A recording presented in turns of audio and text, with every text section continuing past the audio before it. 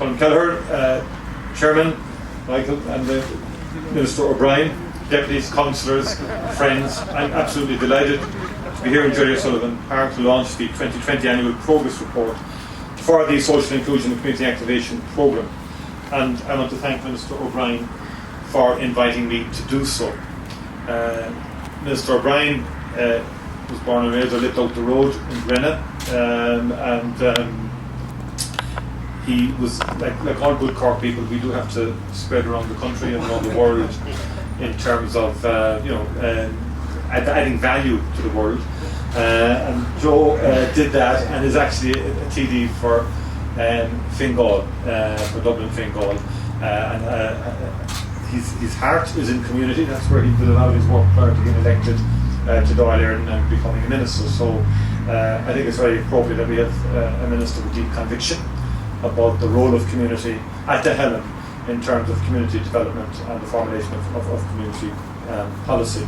And today's launch represents the, if you like, the sense of partnership, both locally, but partnership between government and local authorities in the form of the Lord Mayor, City Manager and RD, thankfully who's with us, because any funding requests for additional projects I've already referred to her, not least the need for the community centre in Fraser. We met Lisa earlier, but I think it illustrates, as Anne said to me earlier during the pandemic, that partnership became even more important, and in terms of the community as well. And delighted to join Deputy Micheál O'Sullivan as well, and Councillors Dan Boyle, Councillors Tony Fitzgerald. And to say that to the Lord Mayor, I want to wish him every success in his year at the mayoralty. It's a great honour, it's a great privilege, and enjoy it. It will be a lot of hard work. As our country continues to make progress in safely exiting from the COVID-19 pandemic, I'm especially pleased to be back here in Cork City, which I think we all witnessed during the pandemic. Great examples of community at work. And notwithstanding the Delta variant, and it will be challenging, as we know there are many twists and turns in the COVID journey, we are making progress, and the sense of community has been central to that progress, because throughout the pandemic we have been able to draw on a deep innate sense of community and solidarity to get us through this. And I'm immensely proud of how we as a people have pulled it together, particularly looking after those less fortunate and in difficult and vulnerable situations, and who have needed our help most. And indeed, if you look at the report, there are tremendous insights into how community came together through SICAP supports to help people who were very affected by the pandemic in so many different ways. So in essence, working together for the common good and protecting the vulnerable is what community is all about. I'm also very conscious that many already vulnerable and marginalised individuals and communities in Ireland have had a very difficult time over the last 16 months. And I think it's vital now that we place a particular focus on our efforts to ensure that our recovery is inclusive, is sustainable for everybody, and that it is fair. And that's a key part of our economic recovery programme. Tackling social and economic disadvantage is a key priority for this government, and our central mission on the programme for government is to build stronger and safer communities. We have responded to wider issues of community safety through the development of a community safety policy and community safety partnerships, which are currently being piloted. The primary goal of this new approach is to help foster local communities that are safer for everyone and that feel more secure. We are committed to refining and building on a range of programmes to support communities, including, of course, that which brings us all here today, the Social Inclusion Community Activation Programme. The government I lead is deeply committed to supporting community development approaches in order to improve the lives of people living in difficult circumstances. By its nature, community development involves a combined effort. Government, national and local, as well as community and voluntary organisations.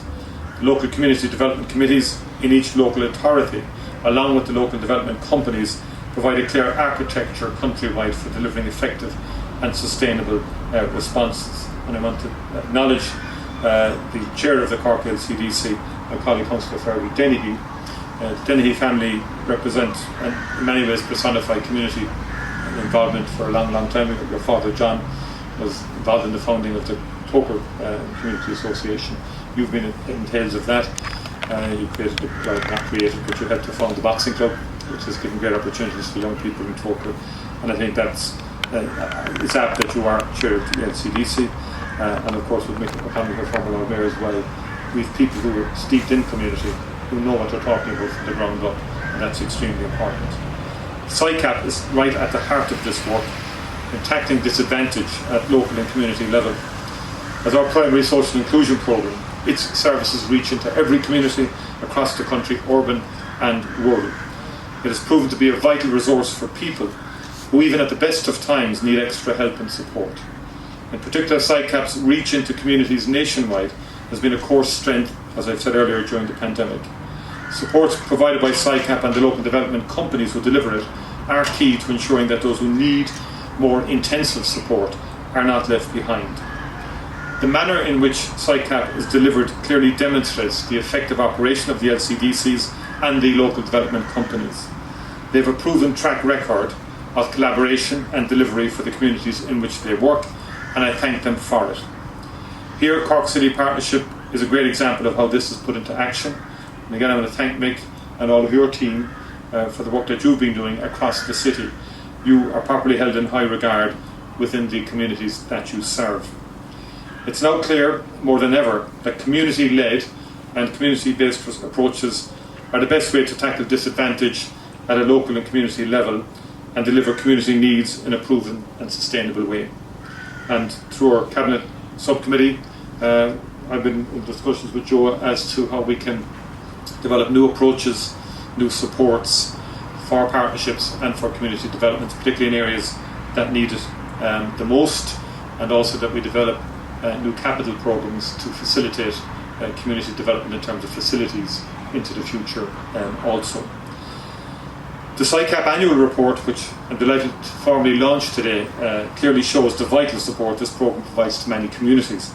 I know, for instance, how hugely important it has been to new communities as we welcome them to our shores. The report's findings show the extent of the support SICAP provided in the last year to over 30,000 children and young people, and over 9,000 parents and guardians receiving supports. During this time, SICAP workers continued to offer support to some of the most vulnerable in our communities, working with over 26,000 people on a one-to-one basis. The dedication of the SICAP workers across the country has resulted in life-changing impacts for many people. I commend and I sincerely thank all involved. The breadth of the relationships and the collaboration under SICAP are evident. The ability of the local development companies to bring people, groups, organisations and agencies together to achieve results is also clear. I was particularly impressed by the case studies. That's why I was saying to the authors earlier, that's a very good feature of the report. Those case studies in the report and indeed some of the exchanges I had earlier on the way in with people who benefited or who interacted with the programme, I think they really give the snapshot of the variety of work being carried out and the adaptability and the versatility of a locally led and locally delivered programme. Local authorities and LCDCs also played an important role in the community call initiative. They work closely with SICAP staff and other agencies to ensure a collaborative approach to identifying and responding to the local needs emerging during the pandemic. SICAP is a great example of how existing local structures can be utilised in a flexible and adaptable way to meet the ongoing needs of people and communities in need of additional supports. I congratulate everyone involved in SICAP, the LDCs and LCDCs, PUBL, the Department of Rural and Community Development and Minister O'Brien. I really again want to acknowledge, as I said earlier, that Mr O'Brien is a great champion at government level for community development in general and for SICAP in particular. Particular mention must go to Dr Derek O'Brien, who is stepping down this year after 3 years as chair of PUBL, having served on the board since 2013. Derek, I wish you all the very best for the future. And also, as we were here this morning, I want to thank the City Council and to your staff in particular, to Brenda, Jackie and team at the Cork City Partnership, who do great work across the city under SICAP and many other programmes. Often when I go through Dublin, sometimes people think Cork people talk too much about Cork when you're outside of Cork. But there's a big issue in Dublin at times about sporting facilities and access to community facilities. True, actually, some of the biggest clubs in Dublin are renting pitches all over at very expensive prices. Whereas in Cork, because of the city council, many decades ago, the Jack Higgins and others, they pioneered and manifesting it. They pioneered the whole idea of providing pitches, community facilities for local sporting clubs of all codes and parks. There's always been a very strong community ethos embedded in Cork City Council, and the Lord Mayor's leadership manifests that again to the present day. It's something that I'm particularly, I don't like using the word proud, but pleased about, and I think it's a policy aspect and should be central to all local authorities and indeed to government policy. And in particular, in that we're here in Jerry O'Sullivan Park. When I was elected to Cork City Council in 1985, one of the first persons I got to know and became very friendly with was the late Jerry O'Sullivan as a councillor, proud Labour Party member. We got on very well, and he embodied and personified community engagement. And he also had a great sense of humour, and he was particularly interested in looking after disadvantaged young people. And I remember on one occasion we went down to Sherkin Island. Matt Murphy, as Dan Boyle might remember, used to run the conferences about fish. We weren't experts in fish, but we went down to the conferences on Sherkin Island, and some of Father Rock's young kids were beyond the island as well.